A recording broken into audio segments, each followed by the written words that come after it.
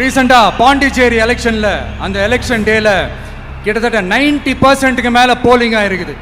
விட்டா 100% ஆயிருக்கும் போல் இருக்கு. அதே மாதிரி போலிங் நம்ம தமிழ்நாட்டில் நடக்குதா இல்லையான்னு பாருங்க.